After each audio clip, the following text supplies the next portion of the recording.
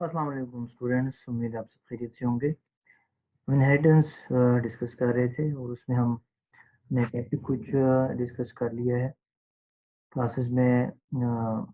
Inheritance में हम अ, किस तरह से प्राइवेट इनहेरिटेंस करते हैं, protected inheritance, public inheritance, right. उसके बाद कंस्ट्रक्टर किस तरह यूज़ होगा बेस क्लास का और डिराइव क्लास का, ठीक है, ये हम डिस्कस कर चुके हैं। उसके बाद फिर मैंने आपको ओवरराइडिंग और फंक्शन रीडिफिनीशन करवाया था कि एक ही नाम से अगर फंक्शन मौजूद है बेस क्लास में और चाइल्ड क्लास में, तो अगर हम ऑब्जेक्ट क्रिएट करेंगे चाइल्ड क्लास का तो वो हमेशा के लिए अपना ही फंक्शन कॉल करेगा, ठीक है। यानी कि अगर पुश फंक्शन है बेस क्लास में भी और डिराइव क्लास में भी, तो डिराइव क्लास का ऑब्जेक्ट अपने क्लास का पुश फंक्शन कॉल करेगा। और जो बेस क्लास में पुश फंक्शन है उसको कॉल करने के लिए हमें एक सिंटैक्स की ज़रूरत है कि हमने क्लास का नेम लिखना है, स्कोप रेजोल्यूशन ऑपरेटर, और उसके फ़ौरन बाद पुश फंक्शन का नाम। उससे होगा क्या, हम बेस क्लास के फंक्शन को कॉल कर लेंगे, ठीक है। तो ये फंक्शन ओवरराइडिंग और फंक्शन रीडेफिनीशन ये हम पिछले क्लास में कवर कर चुके हैं। उसके बाद कुछ एग्जांपल्स हमने की क्लास हायरार्कीज की और लेवल ऑफ इनहेरिटेंस की। आज के लेक्चर में हम करेंगे मल्टीपल इनहेरिटेंस और कंटेनरशिप।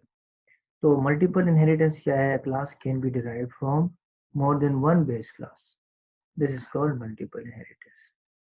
इसका क्या मतलब है? हमारे पास अगर क्लास ए क्लास बी है, दो क्लासेस हैं, तो इन दोनों में से हम क्या कर रहे हैं, क्लास सी को डिराइव कर रहे हैं, राइट। तो अगर मैं आपको के साथ प्रोग्राम है, राइट, वो शेयर करूं, राइट, वेट करें।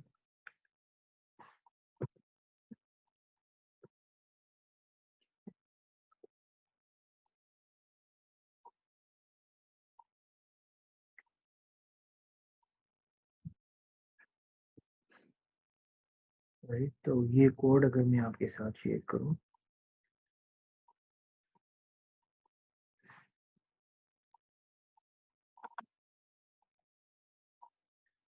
क्लास ए है, क्लास ए का फॉर एग्जांपल हमारे पास कंस्ट्रक्टर गिवन है, तो उसके बाद क्लास बी है और उसके फौरन बाद हमारे पास है क्लास सी, राइट। तो क्लास सी में हमने डिराइव किया है ए से भी और बी से भी। तो सिंटैक्स क्या होगा, क्लास ए गिवन है, क्लास बी गिवन है, और क्लास सी जो है उसको डिराइव किया है publicly from A class and from B class, right. अच्छा, तो ये अगर मैं आपके साथ शेयर करूं, लेट मी चेक ये शेयर हो रहा है कि नहीं।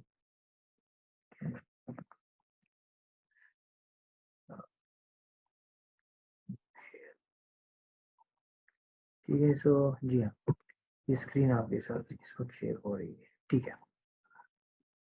तो हमारे पास है क्लास ए क्लास बी, और क्लास सी को हमने ड्राइव किया है ए से भी और बी से भी। मेथड क्या होगा, पब्लिक ए कामा पब्लिक बी, ये दोनों क्लास से डिराइव हो जाएगी। उसके बाद है सी क्लास का कंस्ट्रक्टर, राइट। तो अब अगर हम इस क्लास को इसका ऑब्जेक्ट क्रिएट करेंगे सी1, राइट। तो सी1 हमने लिखा है। अब सबसे पहले किसका कंस्ट्रक्टर कॉल होगा, राइट। हम सी क्लास में चले जाएंगे, लेकिन हमें पता है कि चाइल्ड क्लास से पहले बेस क्लास का कंस्ट्रक्टर कॉल होगा। और बेस कौन कितने हैं, दो बेस क्लासेस हैं, एक ए और एक बी। सबसे पहले ये ए क्लास में जाएगा, उसका कंस्ट्रक्टर एग्जीक्यूट होगा, उसके बाद जाके बी क्लास का कंस्ट्रक्टर जो है वो एग्जीक्यूट होगा, राइट। तो अगर अब इस प्रोग्राम को हम रन करें, राइट, तो इसका आउटपुट आप चेक कर सकते हैं, ए बी और सी। सबसे पहले ए क्लास, फिर बी क्लास का कंस्ट्रक्टर और फिर सी क्लास का कंस्ट्रक्टर जो है वो एग्जीक्यूट होगा, राइट। और जो जिस क्लास में ये सबसे पहले जाएगा वो डिपेंड करता है कि क्लास सी को आपने सबसे पहले किस क्लास से डिराइव किया। अगर आप यहाँ पर सबसे पहले बी से डिराइव करें फिर क्लास ए से डिराइव करें, तो ये इसके लिए जो बेस होगा, तो ये सबसे पहले क्लास बी जो है उसमें जाएगा, उसका कंस्ट्रक्टर एग्जीक्यूट करेगा, फिर जाके क्लास ए में जाएगा और उसका कंस्ट्रक्टर एग्जीक्यूट करेगा, फिर उसके बाद जाके जब ये दो बेस क्लास खत्म हो जाएंगे उसके बाद जाके चाइल्ड क्लास का कंस्ट्रक्टर एग्जीक्यूट होगा। तो अगर इस प्रोग्राम को हम रन करें तो आपको आउटपुट मिलेगा बी ए सी, क्योंकि सबसे पहले हमने बी क्लास से डिराइव किया है। तो सबसे फिर जो पहला बेस है वो क्लास बी है, फिर दूसरा बेस क्लास वो ए है, तो इसलिए पहले बी में जाएगा फिर ए में जाएगा, राइट। तो ये दोनों बेस क्लासेस है, लेकिन सबसे पहले कौन सा कंस्ट्रक्टर कॉल होगा, जो आपने यहाँ पर सबसे पहले जिस बेस क्लास को मेंशन किया, राइट। तो हम वापस अपने लेक्चर की तरफ आते हैं।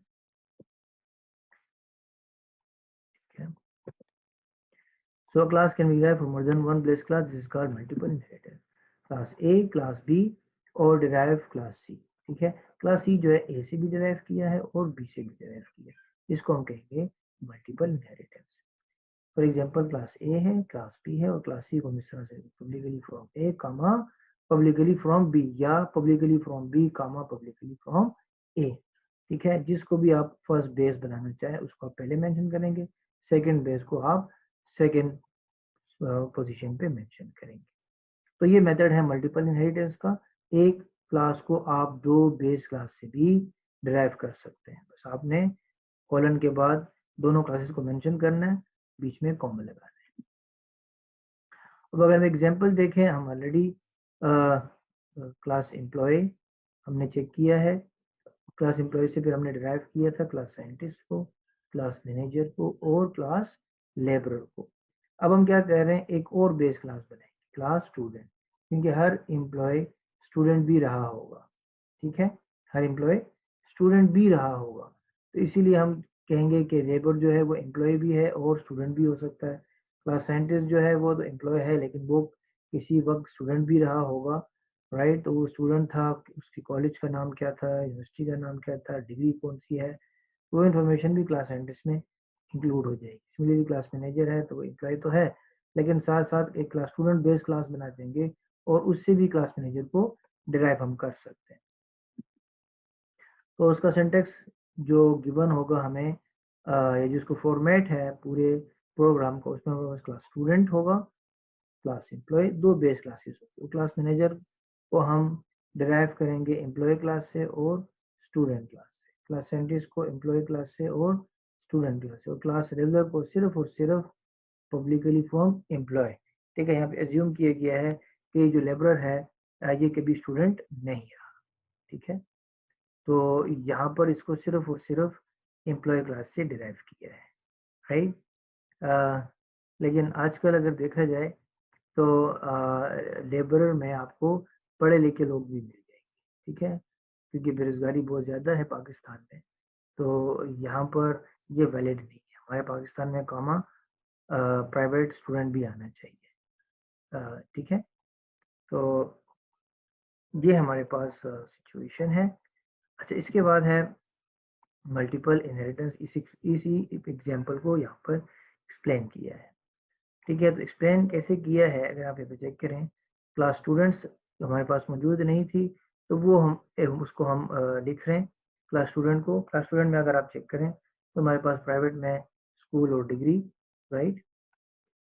तो स्कूल और डिग्री दो इंफॉर्मेशन हम यूजर से लेंगे, दोनों कैरेक्टर एरेज हैं, उसका साइज 80, साइज जो है वो 80 मेंशन किया है। तो गेट एजुकेशन फंक्शन में हम लिख रहे हैं इंटर नेम ऑफ स्कूल और यूनिवर्सिटी, तो वो स्कूल में स्टोर होगा, और सी और इंटर हाईएस्ट डिग्री एंड, तो वो सी इन डिग्री करेक्टर अरे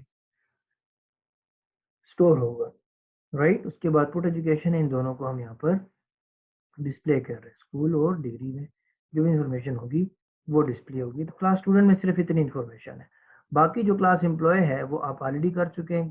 correct name, unsigned long number, gate data in the class name, inter number, और पुट डेटा में सी आउट नेम और सी आउट नंबर, राइट।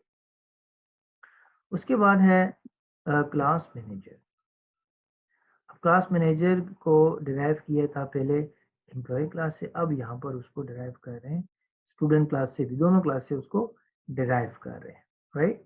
अच्छा, अब अगर हम यहाँ पे चेक करें तो यहाँ पर अगेन गेट डेटा फंक्शन है, और गेट डेटा में जब हम एम्प्लॉय का डेटा लेंगे जिसमें हम टाइटल और ड्यूज लेंगे, तो सबसे पहले हमने एम्प्लॉय का डेटा जो है कि वो एम्प्लॉय का जो नंबर है, नेम है, वो क्या है।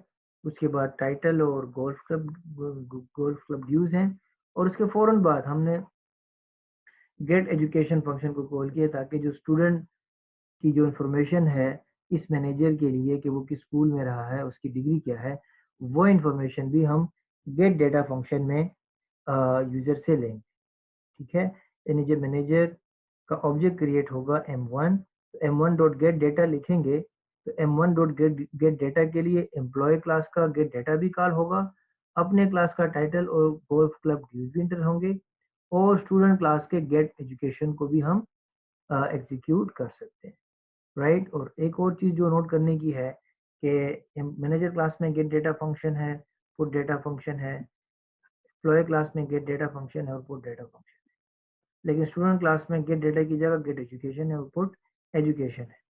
तो यहाँ पर जब हम उसको मैनेजर क्लास में कॉल कर रहे हैं गेट एजुकेशन को, तो उसके शुरू में अगर आप स्टूडेंट लगाएं या स्टूडेंट ना लगाएं, इसका मतलब है स्टूडेंट क्लास का गेट एजुकेशन। तो स्टूडेंट क्लास का गेट एजुकेशन अगर आप ये लगाएं या ना लगाएं, उससे कोई फर्क नहीं पड़ेगा। क्यों? क्योंकि गेट एजुकेशन सिर्फ और सिर्फ स्टूडेंट क्लास में ही यूज हुआ है। ये फंक्शन इस नेम से सिर्फ स्टूडेंट क्लास में फंक्शन यूज हुआ है, बाकी किसी भी क्लास में, मैनेजर क्लास में और एम्प्लॉय क्लास में गेट एजुकेशन के नाम से कोई भी फंक्शन नहीं है। तो वहाँ पे कंपाइलर को कोई कंफ्यूजन नहीं होगी, राइट। तो अगर हम उसका नाम भी गेट डेटा रखें गेट एजुकेशन की जगह, तब जाके हमें स्टूडेंट स्कोप पोजीशन ऑपरेटर पर गेट डेटा लिखना होगा, राइट। तो ये भी एक तरह से अगर प्रोग्राम को चेक करें तो फंक्शन रीडिफिनीशन यहाँ पर भी हो रही है, एम्प्लॉय क्लास में हो रही है, राइट, और मैनेजर क्लास में गेट डेटा फंक्शन जो है वो दोबारा यूज हो रहे हैं। तो इसको हम कहते हैं फंक्शन रीडिफिनीशन या function overriding. Similarly input data में डिस्प्ले करने से पहले एम्प्लॉय क्लास का डेटा डिस्प्ले होगा, फिर इसी क्लास का अपना डेटा, और फिर स्टूडेंट क्लास का जो स्टूडेंट क्लास की जो इन्फॉर्मेशन है वो डिस्प्ले होगी, राइट। तो ये है मैनेजर क्लास। उसके बाद है साइंटिस्ट क्लास, उसको भी दोनों से डिराइव किया है। दोनों से डिराइव करने के बाद अब होगा क्या, अगेन गेट डेटा फंक्शन है, तो गेट डेटा में सबसे पहले एम्प्लॉय का गेट डेटा, फिर नंबर ऑफ एप्लीकेशन, फिर स्टूडेंट का गेट एजुकेशन, और पुट डेटा में अगेन सबसे पहले एम्प्लॉय का पुट इंफॉर्मेशन है, पुट डेटा है, फिर नंबर ऑफ पब्लिकेशन है साइंटिस्ट के लिए, और फिर स्टूडेंट का पुट एजुकेशन फंक्शन है। और क्लास लेबर को डिराइव किया है फ्रॉम द एम्प्लॉय क्लास। एक और चीज जो नोट करने की है इस प्रोग्राम में, यहाँ पर जो डिराइव हुए हैं वो चीज जो नोट करने की है वो ये है कि बाकी मैनेजर क्लास में हम कह रहे हैं private employ, private student, private employ, private student scientist class में भी, कि लेबर क्लास में हम इसको लिखे हैं पब्लिक एम्प्लॉय, राइट। तो उसकी वजह क्या है, अगर हम इसको पब्लिक रखें तो उससे भी कोई फर्क नहीं पड़ेगा, राइट। वजह ये है, अगर आप इसका मेन फंक्शन यहाँ पर गिवन नहीं है, सिर्फ इसका आउटपुट गिवन है, लेकिन अगर मेन फंक्शन में चेक करेंगे, फॉर एग्जांपल क्लास लेबरर का L1 हम लिखेंगे, और चूंकि यहाँ पे कोई भी हमारे पास फंक्शन मौजूद नहीं है, लेकिन चूंकि ये डिराइव किया है एम्प्लॉय क्लास से, तो एम्प्लॉय क्लास में हमारे पास है गेट डेटा फंक्शन, तो उसको ये एक्सेस कर सकता है L1 जो है मेन फंक्शन में। तो L1 डॉट गेट डेटा लिखेंगे तो ये फंक्शन कॉल हो जाएगा। लेकिन अगर हम इसको यहाँ पर लिखेंगे प्राइवेट, उससे होगा क्या कि ये जो गेट डेटा फंक्शन है और ये जो पुट डेटा फंक्शन है जो कि यहाँ पर पब्लिक में है, ये दोनों लेबर क्लास के मेंबर तो बन जाएंगे, लेकिन कौन से मेंबर, प्राइवेट मेंबर्स, ठीक है। और जो इसके प्राइवेट मेंबर्स होंगे फिर वो मेन फंक्शन से हम एक्सेस नहीं कर सकते। Labour L1 dot gate data अगर आप लिखेंगे भी तो कंपाइलर एरर देगा कि गेट डेटा तो इस लेबर क्लास का अब प्राइवेट मेंबर बन चुका है जो कि आप एक्सेस नहीं कर सकते। तो इसलिए ज़रूरी है कि अगर लेबर क्लास में अपना गेट डेटा फंक्शन नहीं है पब्लिक में, और वो एम्प्लॉय क्लास का ही गेट डेटा फंक्शन यूज कर रहे हैं, तो वो आपने पब्लिकली ही डिराइव करना है, ठीक है, ताकि वो इस क्लास में भी पब्लिक मेंबर बन जाए। और यहाँ पर इसलिए ज़रूरी नहीं है क्योंकि यहाँ पर हम प्राइवेटली डिराइव कर रहे हैं, ठीक है, एम्प्लॉय क्लास का डेटा। तो ये गेट डेटा और ये पुट डेटा क्या बन रहे हैं, प्राइवेट मेंबर्स बन रहे हैं साइंटिस्ट क्लास के। लेकिन उससे कोई फर्क नहीं पड़ेगा, क्यों? क्योंकि जब हम साइंटिस्ट क्लास का ऑब्जेक्ट मेन फंक्शन में क्रिएट करेंगे, for example S1, S1 dot gate data लिखेंगे तो S1 का अपना गेट डेटा फंक्शन जो यहाँ पर ऑलरेडी मौजूद है पब्लिक में, ये वाला कॉल होगा, ठीक है। और जो इसने डिराइव किया एम्प्लॉय क्लास से, तो वो यहाँ पर हम उसको कॉल कर रहे हैं, ठीक है, एम्प्लॉय गेट डेटा, ठीक है।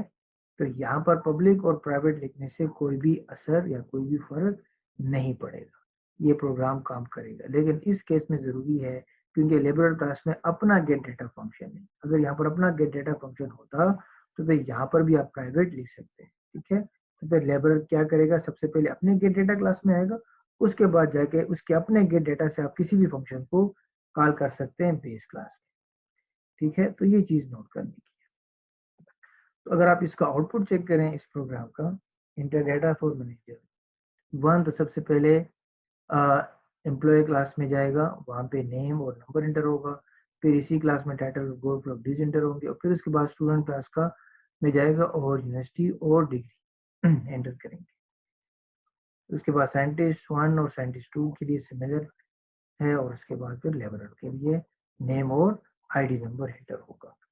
तो ये है मल्टीपल इनहेरिटेंस के एक क्लास को आप दो बेस क्लासेस से क्या कर रहे हैं, डिराइव कर रहे हैं। अब एक कोड है, एग्जांपल है कि